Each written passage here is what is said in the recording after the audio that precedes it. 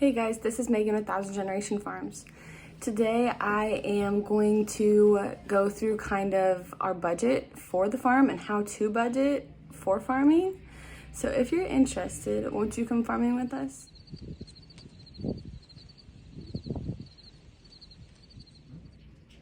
So I'm gonna just kind of go step by step through what we do first when it comes to farming, and then I'm not going to share any numbers really, but just kind of how we get to our end number of how much expenses cost for one crop year, and then what other additional expenses we have. That way, like if you guys were interested in farming, or if you ever wondered, if you're doing things right. I mean, I don't even know if we do. Like, I think every farmer does things differently, just kind of depending on their resources and stuff. So this is just kind of a glimpse of a small farmer and their expenses.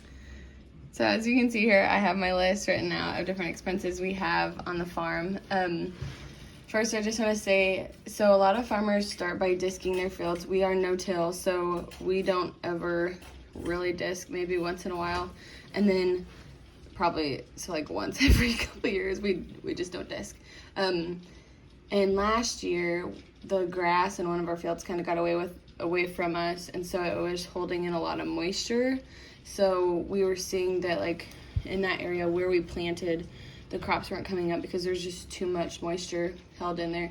So we actually did burn that off, and I think that might have been like close to between 60 and 80 acres. So it just kind of depends year by year, what we do. But the first expense we start off with is we custom hire out anhydrous.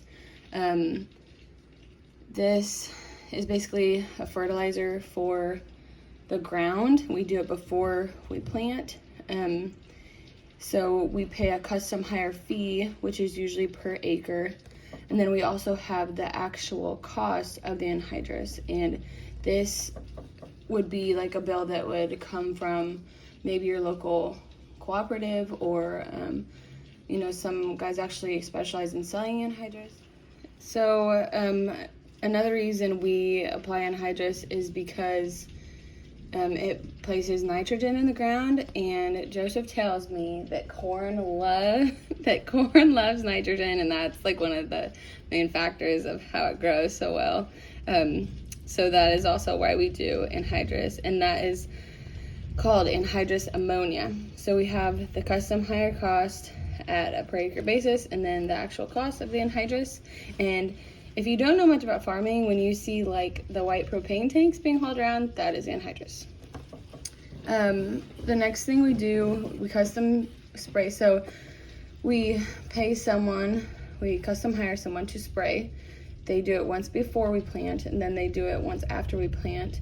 This basically helps keep the weeds away. So how Joseph explained to me about this process is the time you do it after you plant, once the crops start to canopy, so they start to cover the field more and shade the field, that's kind of when, like right before that, that's when you want to spray for the second time, because it obviously helps keep the weeds away. Like I said, when the crops are shading the ground, there's not as much sun that gets into those areas, and so weeds start to grow, and so that's why we do that. But so we have the custom hire spraying cost, which is also per acre, and then we have the actual cost of the spray, which is two different chemicals. Not sure what they are at the moment, but this actually is different from anhydrous because some of the custom hire people, they will buy their chemicals in bulk, and so you can pay the whole thing through whoever you custom hire sometimes, and sometimes you do pay like your local cooperative or a specialized guy in the area to give you your chemicals, and then you also pay the custom hire guy. So I should have started off telling you guys, we do a soybean and corn crop rotation each year.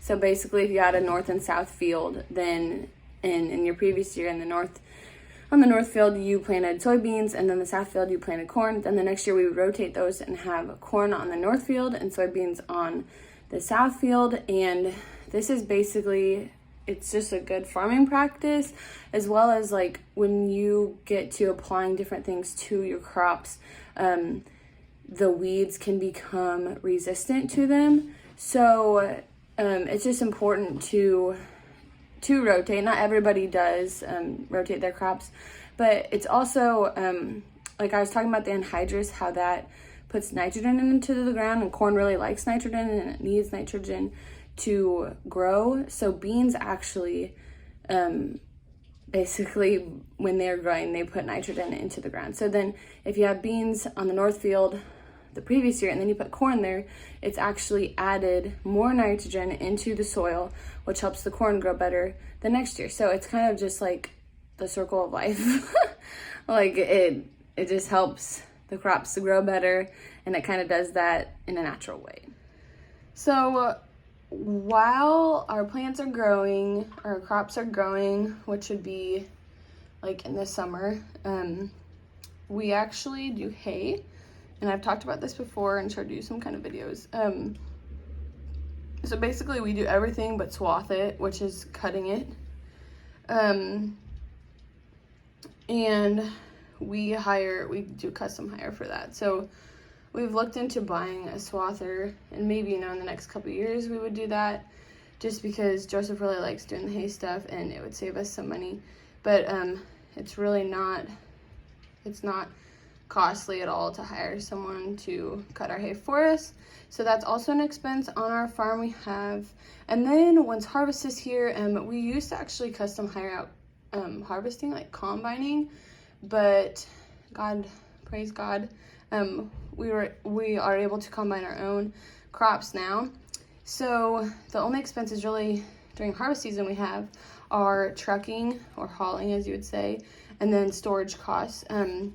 We're able to store some of our crops at home on the farm, and then some of them have to go into the co-op. So a lot of times they might have deals for you, like free storage for 3 months.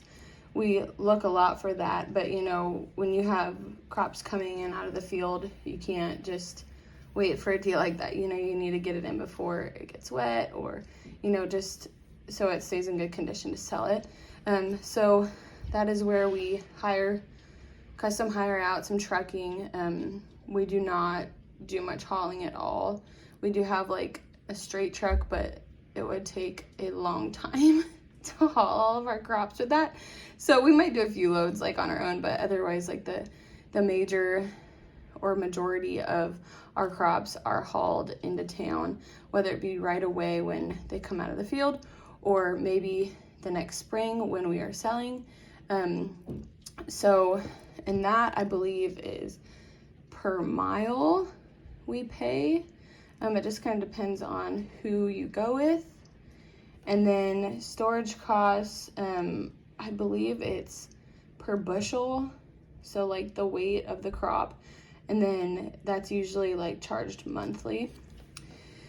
The other added expenses when trying to budget for farming are if you have any real estate taxes. A lot of times, especially like in Nebraska, you're gonna have taxes for the land you live on, and it might be more or less depending on the year, depending on the economy, depending on the appraised ground value, if you have buildings on the land, yada yada. So that's an expense I add in as well.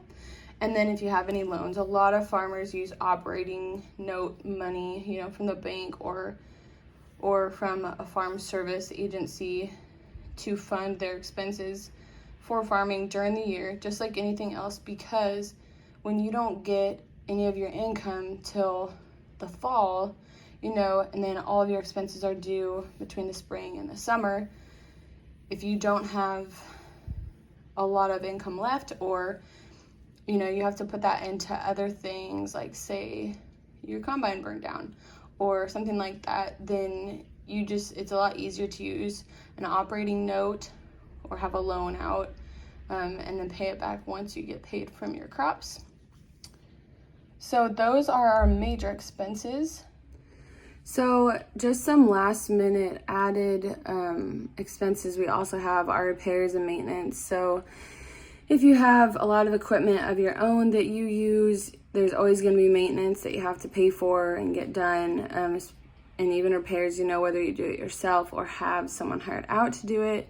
And some years that can be more expensive than others. You also have fuel. I know like with our machinery at home, between spring and probably fall, we have a lot of fuel expenses just because we're using our machinery more, but that's just part of it. And I'm trying to think. I think that's most of what it is. When it comes down to it, usually I try to keep like 2 to 3 years of expenses kind of like just written out. A lot of times I use an Excel spreadsheet, and then just focus on the next year and of course paying the bills for the current year. But when I do that, then I can kind of see, okay, this is the total of our farm expenses for next year, including, real estate or loans, or have we paid any of that already ahead of time? Because a lot of times, like with your seed bill, you'll be accruing interest. So, if we can get that paid earlier, the better, because then we save a little bit of money. So I take that lump sum and then I say, okay, it would be great if the farm could bring in this much income, because then we'll either break even or the farm will be paying for itself. A lot of times with small farming operations, the farms do not pay for themselves. That's why a lot of small farmers go out of business, or they sell their land to a bigger farmer, just because it's hard to be a small farming operation. A lot of times if you want a farm, and if you were raised on a farm, and then you get to have this smaller operation, you're going to have to work another job, kind of like we do, like our jobs in town, just to supplement on the bad years. Joseph always tells me there is bad years. Sometimes you have a really good year and then the next year you could make a fourth of that. And so in my mind, it's really important to have an emergency fund just in case, you can't, or just in case you don't make all of the income back, if you can't break even. And then that way you can take out of that fund and then replenish it, when you have a good year. And it's also important, especially if you have like operating notes and loans and stuff, because you really have to get that stuff paid off. Like the bank will come after you if you don't. So that's another reason, just to save, have an emergency fund. And then also on your good years, if you have like an excess amount of income that the farm made that's more than the expenses, which is always really nice, save part of that and then put it back into your operation. So put it into better maintenance practices, or put it into maybe applying lime or some kind of mineral to your fields so that your crops do better next year or within the next couple years. You can even, like I said, we'd like to buy a swather within the next couple years. So if we're, God willing, if we're able to do that, we have some excess income that comes in, then we'll maybe put that towards that. So overall, that is how we budget for our farming operation. There's a lot of other things that go into it, but in my mind, I really like numbers. So just kind of laying it out on a spreadsheet and then seeing, like, okay, we've already paid this, we haven't paid this is how much we have left. Like, what do we have in our farm account right now? And then, are we close to harvest where we will be getting more income in, or is there something that, maybe we need to sell hay this year, maybe we're not going to use it all, and that will help towards it. A lot of times, like if you're a part of a farm service agency like program, a lot of times they'll give different payments out throughout the year as well, kind of like grants, just to help encourage the farming practices and operations that you're involved in, because they know as well, the government knows that farming is important no matter where you are. So that's kind of a plus with it. And then I think that's about it. But if you guys have any other questions, just leave them in the comments or let me know. And thanks for joining us today. And before I go, I want to let you guys know the next video is going to be of Joseph and I in Florida on our baby moon. So keep your eyes out.